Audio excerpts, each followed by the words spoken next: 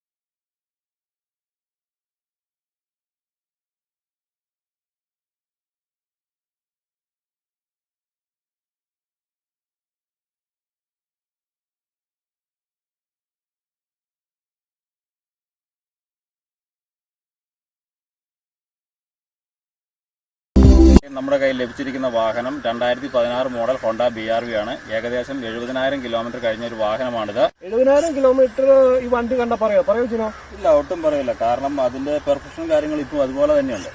ശരിക്കും നമുക്ക് ഒരു പുതിയ ഷോറൂമിൽ നിന്ന് ഒരു വണ്ടി ഇറങ്ങുന്ന ഒരു കണ്ടീഷനിലാണ് 70,000 കിലോമീറ്റർ ഓടി എന്ന് പറഞ്ഞാൽ ഈ വണ്ടി നമുക്ക് കാണാൻ പറ്റുന്നത്. നമുക്ക് അപ്പോൾ അറിയാൻ പറ്റും ഈ വണ്ടിയുടെ ആ ഒരു പെർഫോമൻസ് എങ്ങനെയുണ്ടെന്നുള്ളത്. ഇപ്പോഴും അത്യാവശ്യം നല്ല മൈലേജ് ഇതിന് കിട്ടുന്നുണ്ട്. സർവീസ് കോസ്റ്റ് കുറവാണ്.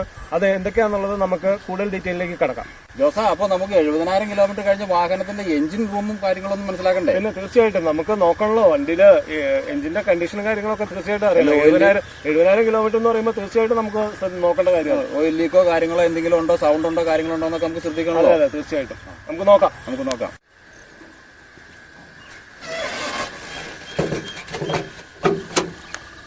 ജോസ, ഒന്ന് സ്റ്റാർട്ട് ചെയ്തേ.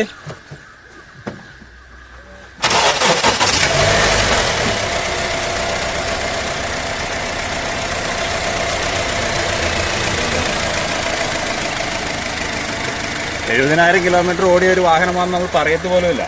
ശരിയാണ് കേട്ടോ, സൗണ്ട് ഇല്ല. സാധാരണ ഇത്ര ഒക്കെ ഓടിയ വണ്ടി ഒന്ന് സ്റ്റാർട്ട് ചെയ്യുമ്പോൾ തന്നെ നമുക്ക് കുറെ സൗണ്ടുകളൊക്കെ കേൾക്കും. ഇല്ല, അങ്ങനെയില്ല. നമ്മൾ കണ്ടറിയാം അതിന്റെ ഉള്ളിൽ നല്ല നീറ്റ് ആൻഡ് ക്ലീൻ ആയിട്ടാണ്ടിരിക്കുന്നത്. ഒരു സൗണ്ടോ വൈബ്രേഷനോ കാര്യങ്ങളോ ഒന്നും ഇത് കാണിക്കുന്നില്ല ഇപ്പോഴും. അതെ, ഓയില് അങ്ങനെ ഒന്നും സ്പ്രെഡ് ആയിട്ടില്ല. എനിക്ക് തോന്നണേ ഹോണ്ടയുടെ എഞ്ചിൻ 5 ലക്ഷം കിലോമീറ്ററോളം പെട്രോൾ എഞ്ചിന് യാതൊരു കാര്യങ്ങളും സംഭവിക്കില്ല എന്നാണ് പറയുന്നത്. അത് ശരിക്കും നമുക്കിപ്പോൾ തന്നെ മനസ്സിലാക്കാം. 70,000 കിലോമീറ്റർ ഓടിയ വണ്ടിയുടെ എഞ്ചിൻ ഇപ്പോഴും വളരെ സൈലന്റ് ആണ്. അപ്പൊ നമുക്ക് ഇതിന്റെ അകത്ത് കയറി ഇതിന്റെ സൗണ്ട് കാര്യങ്ങളൊക്കെ മനസ്സിലാക്കണമല്ലോ. പിന്നെ തീർച്ചയായിട്ടും വേണം. സാധാരണഗതിയിൽ നമുക്ക് ഇങ്ങനെ ഒരു വണ്ടിയുടെ ഉൾഭാഗം എന്ന് പറഞ്ഞിട്ടുണ്ടെങ്കിൽ കുറെ 70,000 കിലോമീറ്ററോളം ഓടി. അപ്പോൾ അതിന്റെ നല്ല ഡേർട്ടി ആയിട്ടൊക്കെ ഇരിക്കുന്ന വണ്ടികൾ ഒത്തിരി ഉണ്ട്. നമുക്ക് നോക്കാം അതിന്റെ ഉള്ളിൽ നീറ്റ് ആൻഡ് ക്ലീൻ ആണോ, ഇൻസുലേഷൻ എങ്ങനെയുണ്ട്, എഞ്ചിൻ സൗണ്ട് എങ്ങനെയുണ്ട്, ഉള്ളിലേക്ക് എന്നുള്ള കാര്യങ്ങളൊക്കെ പരിശോധിക്കണല്ലോ. ആയിക്കോട്ടെ, നമുക്ക് നോക്കാം.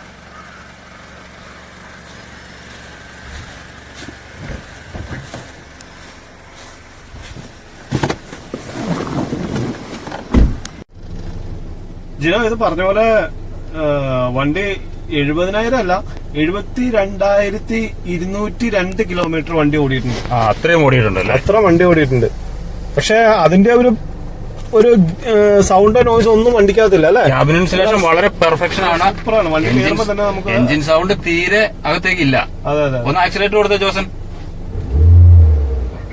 എത്ര RPM വർക്ക് ചെയ്യുന്നത്?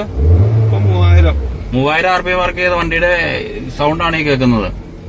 എന്ത് സ്മൂത്ത് ആണ് ഇപ്പോഴും. അതെ, AC ഇട്ടിട്ടുണ്ട്. ഒരു ഇതുമില്ല. എനിക്ക് തോന്നുന്ന ഒരു ഡ്രോബാക്ക് ആയിട്ട് പറയാൻ പറ്റുന്ന അന്നത്തെ കാലത്ത് അതിന് ടച്ച് സ്ക്രീൻ കൊടുത്തിട്ടില്ല ഹോണ്ട എന്നുള്ളത് മാത്രമാണ്. ക്ലൈമറ്റ് കൺട്രോൾ AC കൊടുത്തിട്ടുണ്ട്, ബാക്കി കാര്യങ്ങളെല്ലാം ചെയ്തിട്ടുണ്ട്. ഒരുപാട് കപ്പ് ഹോൾഡേഴ്സ് ഒക്കെ കൊടുത്തിട്ടുണ്ട്. എയർ ബാഗ്, ഫ്രണ്ടിൽ എയർ ബാഗ് ഉണ്ട്. സീറ്റിംഗ് ഒരു ഉയർന്ന പൊസിഷനിലാണ് നമ്മളിരിക്കുന്നത്. നല്ലൊരു വ്യൂ ഉണ്ട് ചുറ്റും. മിറർ ഇവിടെ സൈഡ് ഇതൊക്കെ ആണെങ്കിലും നല്ല വ്യൂ ആണ് നമുക്ക്. അപ്പൊ നമുക്ക് ഇരിക്കുമ്പോൾ നമ്മൾ വിസിബിലിറ്റി നല്ല പെർഫെക്ഷൻ ആണ്. അപ്പൊ നമുക്ക് ഡ്രൈവിങ്ങിന് നല്ല കംഫർട്ടാണ്. നമുക്കൊന്ന് ജസ്റ്റ് ഒന്ന് ഓടിച്ചു നോക്കാം. വണ്ടിയുടെ സൗണ്ടോ നോയിസോ പെടപ്പോ കാര്യങ്ങളോ ഉണ്ടെന്ന് മനസ്സിലാവണല്ലോ. ഇന്റീരിയർ ആയാലും ഡിസൈനിങ് വലിയ പ്രശ്നമൊന്നും പറയാനില്ല. ഇല്ല, 2016 അത്യാവശ്യം നല്ല 7 സീറ്റർ പർപ്പസിന് നല്ല വണ്ടിയാണ്. എഞ്ചിൻ നല്ല സ്മൂത്ത് അല്ലേ ഓടിക്കാൻ. അത് തന്നെ വളരെ ഒരു 70,000-72,000 ഓടിയ വണ്ടിയുടെ എഞ്ചിൻ ഇത്ര സ്മൂത്ത് ആയിട്ടിരിക്കുക എന്ന് പറഞ്ഞാൽ 1500 cc എഞ്ചിൻ ആണല്ലോ. ലാഗിങ്ങോ കാര്യങ്ങളോ ഒന്നും ഇല്ലല്ലോ ജോസഫ്.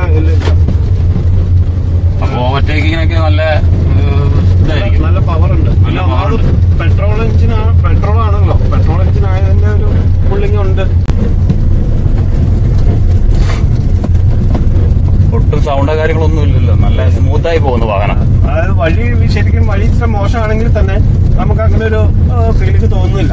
16 ഇഞ്ച് അലോയ് ആണല്ലോ കൊടുക്കുന്നത്, ടയർ സൈസ് ആണല്ലോ കൊടുക്കുന്നത്. അപ്പൊ കട്ടറോ കാര്യങ്ങളൊന്നും അതൊരു പ്രശ്നമല്ല, അടി തട്ടുന്നുള്ള പ്രശ്നമൊന്നും ഇല്ല. ഇല്ലേ, അത്യാവശ്യം നല്ല ഗ്രൗണ്ട് ക്ലിയറൻസ് കൊടുത്തിട്ടുണ്ട് ഹോണ്ടയിന്.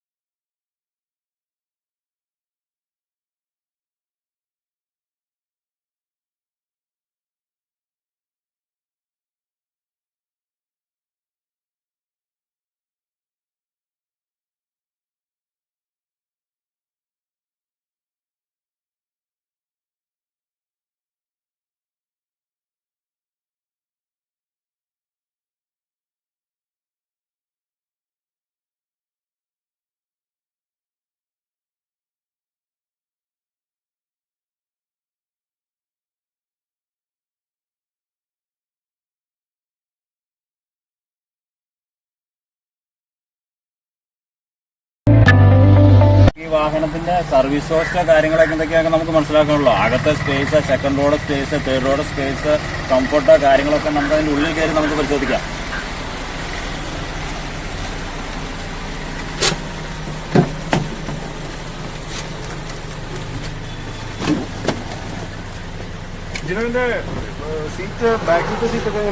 ബാക്ക് സ്പേസ് ഇപ്പൊ 5-9 ഹൈറ്റുള്ള എനിക്ക് ഇപ്പോഴും നല്ല സ്പേസ് ഉണ്ട്. ഇതിന്റെ ഒന്നാമത്തെ ഗുണം എന്ന് വെച്ചാൽ ഇത് അത്യാവശ്യം മൂവബിൾ ആണ്, റിക്ലൈനും ഉണ്ട്. അതെ. അതിന് നമുക്ക് അഡ്ജസ്റ്റ് ചെയ്തിരിക്കാനും പറ്റുന്നതാണ്. ഇതിന്റെ മറ്റൊരു പ്രത്യേകത എന്ന് പറഞ്ഞാൽ ഇതിൽ 1 ടച്ച് ആണ് ഇതിന്റെ തേർഡ് റോയിലേക്കുള്ള ആക്സസ്. 1 ടച്ച് ആണ്, സിമ്പിൾ ആണ്. അപ്പൊ നമുക്ക് കെയർ ചെയ്യാൻ വളരെ എളുപ്പമുണ്ട്.